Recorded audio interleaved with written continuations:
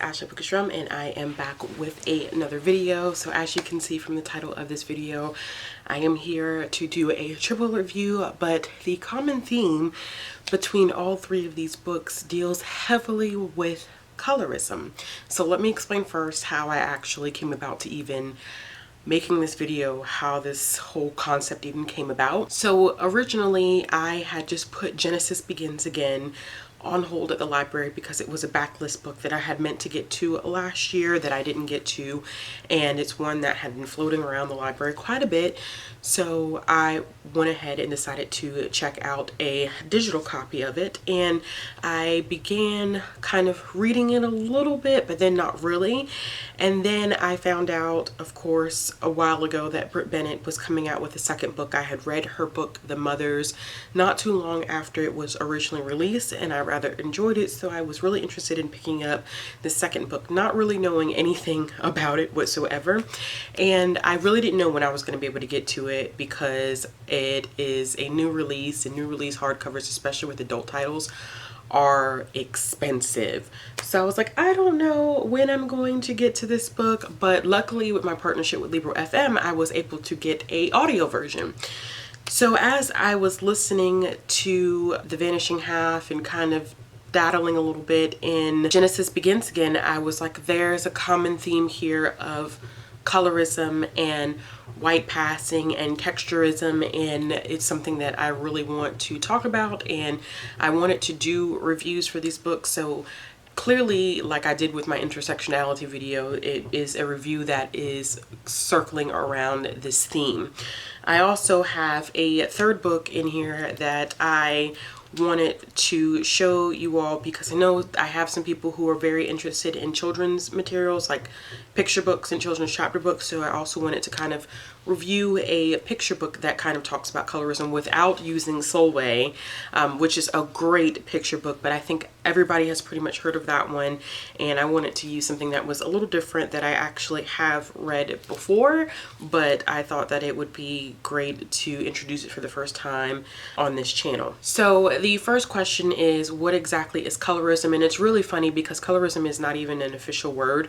Like if you type out colorism in any Word document or in the internet, you're going to get that red line underneath it that says that a word has been spelled wrong. The term colorism is actually often affiliated with being coined by Alice Walker in her 1983 essay In Search of Our Mother's Gardens, and she defines colorism as preferential treatment of people of the same race based on their skin color, so lightness and darkness, and she discusses that until Black people get over this essence of colorism, we can't move forward. So since then, it's something that is heavily discussed in the Black community, and a lot of times I feel like you can't talk about white passing without talking about colorism, and then you can't talk about certain aspects of colorism without including texturism. So it seems like the three kind of all flow together, and we see elements of all three in the books that I'm going to review. So the three books that I'm going to talk about are The Vanishing Half by Britt Bennett, Genesis Begins Again by Alicia D. Williams, and Shades of Black, A Celebration of Our Children by Sandra L. Pickney. Now I'm going to start with The Vanishing Half by Britt Bennett because I think that it is the most complex of these three novels. Of course, Shades of Black is a picture book. I think that Genesis Begins Again kind of floats between, because it's won awards as though it's classified as a middle grade book, but I think some of the content pushes it up a little bit that it can be read by both a middle grade and YA audience. So our first book, The Vanishing Half by Britt Bennett, is about two sisters, Desiree and Stella, who are born in this small rural Black community, and they are very opposite in some ways but very similar in others. And at 16 they decide to leave home and go to New Orleans to start a new life. Through the narrative, we find out that one sister decides to return home with her Black daughter, and the other sister decides that she wants to live a life of white passing. What Bennett does is a remarkable job at telling this history of pain and self-deprecation that leads to generational pain.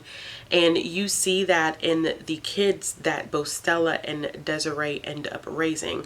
So Desiree's daughter is of a darker complexion, and we really see the essence of colorism in her narrative.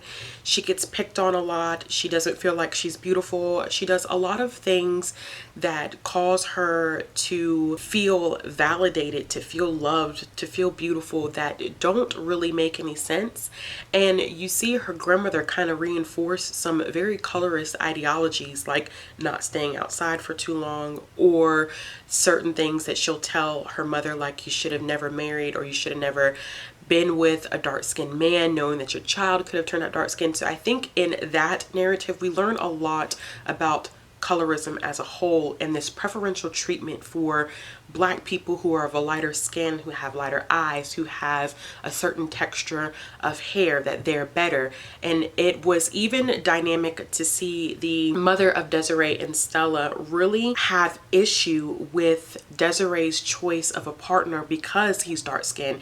And you can tell that those individuals that are of a darker complexion are often deemed to be synonymous with lazy and no good, and just not worthy of company of those that are of a lighter complexion. And I think that is what Bennett is really touching on by looking at that side of the narrative. Whereas with Stella, we see a narrative that is really engulfed in white passing. And I think for me as a reader, it was very difficult reading the fact that this woman was very much about not owning her Blackness. But then as I read the novel, I understood why she did what she did. And you have to come to grips with how painful it was historically, because there are plenty of stories, if you are not really aware of the concept of white passing, literally if you Google it, there are tons and tons of stories of Black people who choose to be white passing because they think that it's going to give them better opportunities. And in this narrative, it does give Stella better opportunities than her sister Desiree. So Desiree moves back home and is not really having this luxurious life. It's comfortable enough, but in comparison to Stella, you would think it's not that great, because Stella gets to live this grand life and attend parties and have this nice house and all these luxurious items. And you see the difference, that she made that decision because she felt as though being white passing would give herself and possibly any kids that she had better opportunities. But what I think Bennett also does is show the pain that occurs when Black individuals decide to be white passing. History, tradition, culture, all of that is lost because in essence they have to refrain from identifying themselves as Black, not just in skin color, but anything that would associate them with Blackness has to be forsaken. So in that sense, when they do have kids, they can't teach their kids about Black culture, about Blackness, about this love and appreciation of being Black. All of that is foregone. So essentially there's this huge hunk of our history and traditions that are lost with those who white pass because they feel like it would give them better opportunities. And it's not so much of being angry at those that are white passing, but also coming to terms with how painful it must be, because you have to forget and move on from everybody that you've ever known. Stella literally cannot come to grips with the fact that she is Black and that she chose to be white passing. She does everything that she can up until the very, and this is not a spoiler, but she does everything that she can up until the very end of the novel to push this narrative that she is white, that she is not a Black woman that is white passing. She is white, she was born right, she is immersed in this white world, and she has to for her safety. I can't even imagine what would happen to someone who is found out to be white passing. I'm sure there are narratives and stories out there about what has happened, but I couldn't even begin to imagine what would happen to these individuals if someone found out that they were white passing. And in that sense, it's also about pushing people to keep your secret. Once they find out, or if you trust them with that secret, you trust them not to disclose that information to everybody. And it creates this burden for everyone. It creates burdens for family members who know that you're Black. It creates burdens for your children if they ever find out that you're Black. And it confuses. I think what I really, really loved about this story was watching the generational, and I don't want to say like, because I think like is a strong word. What I appreciated was seeing how this affected everybody on a generational level. So these decisions that were made both by Desiree and by Stella didn't just affect them, it affected their daughters. And you can see the difference in how these two daughters function and move throughout their lives based on decisions that their parents have made. And I think that it was interesting to see Desiree's daughter go through this process of having to appreciate her Blackness and see that her skin color was not a deterrent of being beautiful, and that someone could love her no matter what she looked like. And I think for Stella's daughter, it was coming to grips with the fact that white is not always right, and sometimes even being white doesn't guarantee that you have a perfect life. And then having a secret of that nature being held from you, it changes how you view yourself. It changes how you view your family. It changes this whole concept of who am I? Where do I come from? What is my history? And I think that it was poignant to see these two sides of the same coin discussed in such a brilliantly done manner. So that's why I said at the beginning, it's almost like you can't discuss colorism without white passing and white passing without colorism, because they're so tied within each other. And Britt Bennett does a wonderful job illustrating how these are so one in the same thing. And some parts were just so difficult to face, because I think I feel like every Black woman goes through this phase of looking at lighter skinned women and holding them up to, or watching society hold them up to a higher regard. It doesn't emotionally impact me, and I can only speak for me, it doesn't emotionally impact me as much as it may other people, but I know that that narrative does exists for a lot of us. And I think that it is 10 times worse for women that are of a darker complexion. I feel like they have to fight for so much just to be seen. And you know, it's already difficult for Black women, but being a darker skinned Black woman is tough. And that's just what I've seen and what I've heard from my friends that are of a darker complexion. I would also like to add a note here that colorism is not just something that affects the Black community. I have seen it in other cultures as well. Like, I know that it is a big thing in India. I just was literally before filming this, I was reading an article about how some cosmetic companies are changing their lightening creams to go from fair and lovely to glow and love, something along those lines. I'll link the article down below. But it was just, I can't speak to that narrative. I can only speak to my experience as a Black woman, but I am aware that colorism does not just exist in the Black community. The only downside to Britt Bennett's novel, and I ended up giving a 4.5 stars out of 5, is because the ending to me was just a little off. If someone can explain the ending to me, maybe I could appreciate it more, but the ending to me was really, really strange, and I don't think I fully understood, like literally the last few pages. I don't think I understood how it fit into the context of the whole novel. But other than that, if you are looking for an adult novel that really does an excellent job talking about this colorism and white passing and how they work together and how they cause intergenerational pain, this is definitely a great novel to check out. I think Britt Bennett is just a wonderful author. She is fully capable of doing no wrong. Okay, so the next book that I'm going to talk about is Genesis Begins Again, and this is by Alicia D. Williams.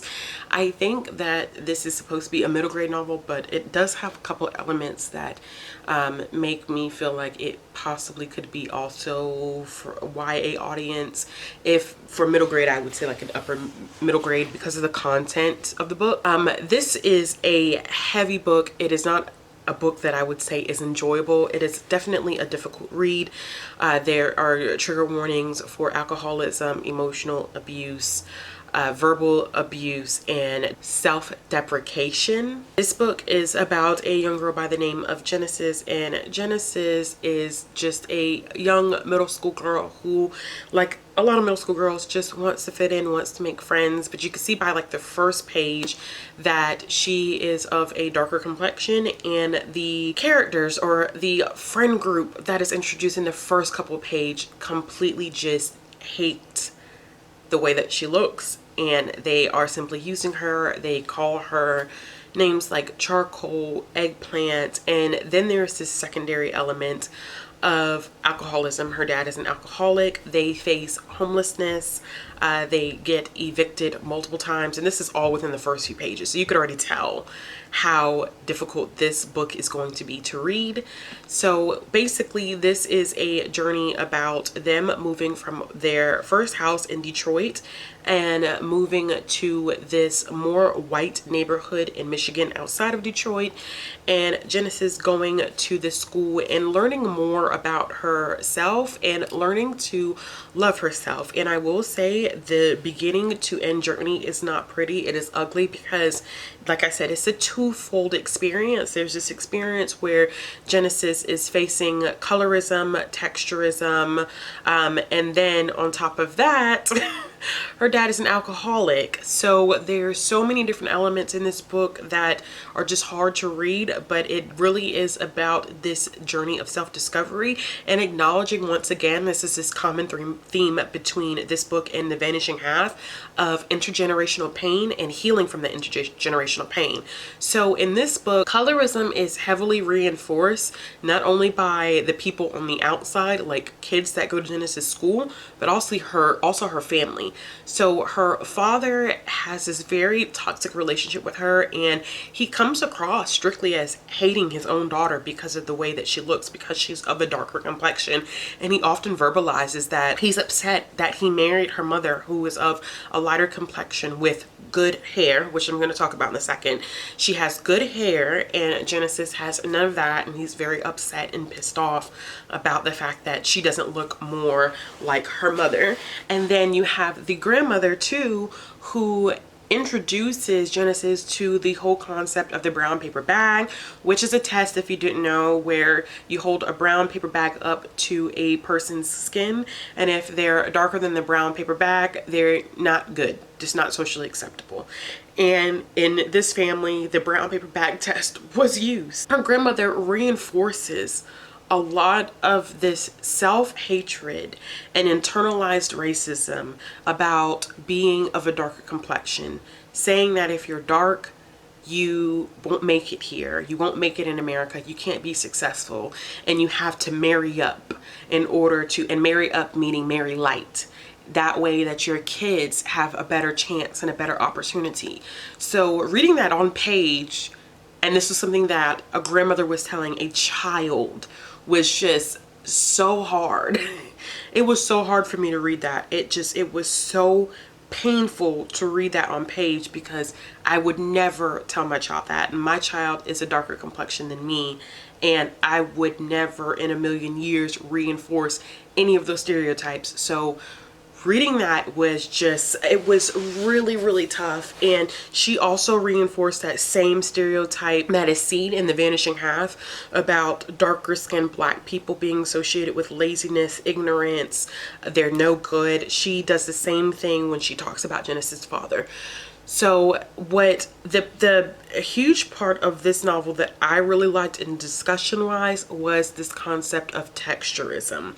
So we have this theme of colorism the same way that we see in The Vanishing Half, but Alicia D. Williams delves more into texturism, which I think a lot of people don't talk about a lot, but need to talk about. So texturism is like the sister to colorism. It all has to do with the texture of your hair.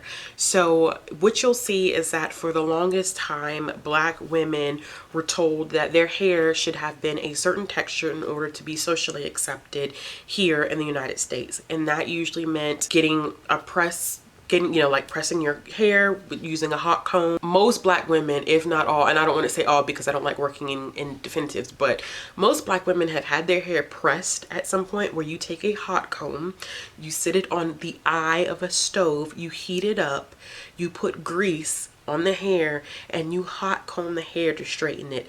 It can be a very painful experience because your head and your scalp can get burned in the process, but it's something that we did, and some people still do today, in order to fit into this perfect narrative of what we are supposed to look like. Just our hair, not even facial features or skin color or anything, but we're just talking about hair, just hair.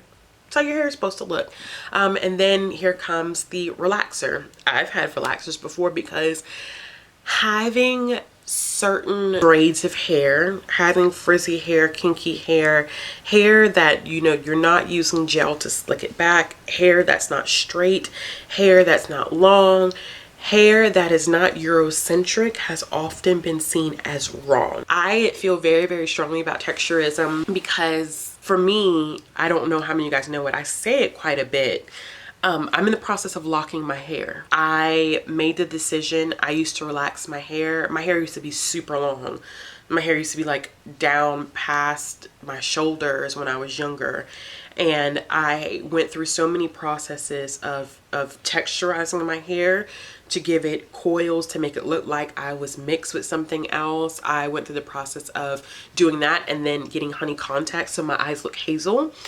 And I then was just so tired of fitting into that Eurocentric process of having my hair, you know, processed like that. So I decided to go natural, and that was a tough step. And then I decided to lock my hair, and I off on a tangent, but it's all gonna come full circle. I made the decision to lock my hair because nothing about locking your hair is neat. It's not pretty.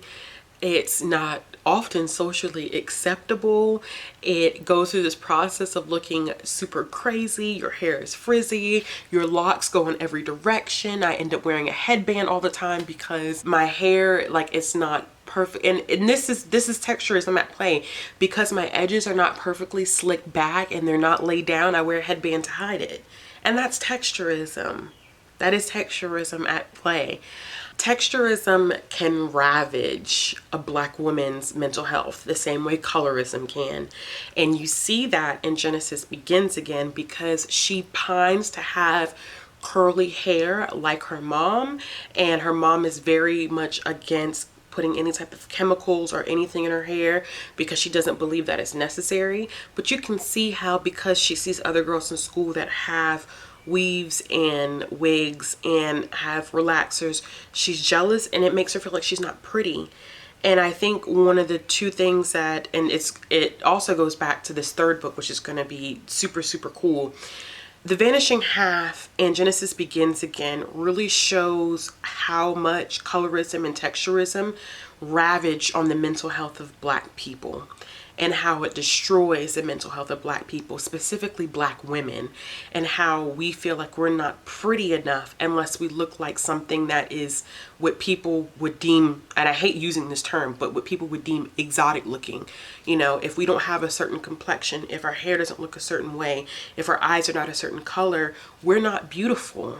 We're not appreciated. Black women are not appreciated, I think, the way that they should be appreciated. I think so many other races and ethnicities in terms of women are held higher than black women. I think a lot of races and ethnicities are considered beautiful before black women are, and it wears and tears on us. And you can see that in both of these books because we're trying to fit into these molds and these standards that we can't ever possibly fit into because it's not naturally us. Now, Genesis Begins Again, like I said, is a tough read. You know, she's dealing with texturism, colorism, an alcoholic father, intergenerational pain.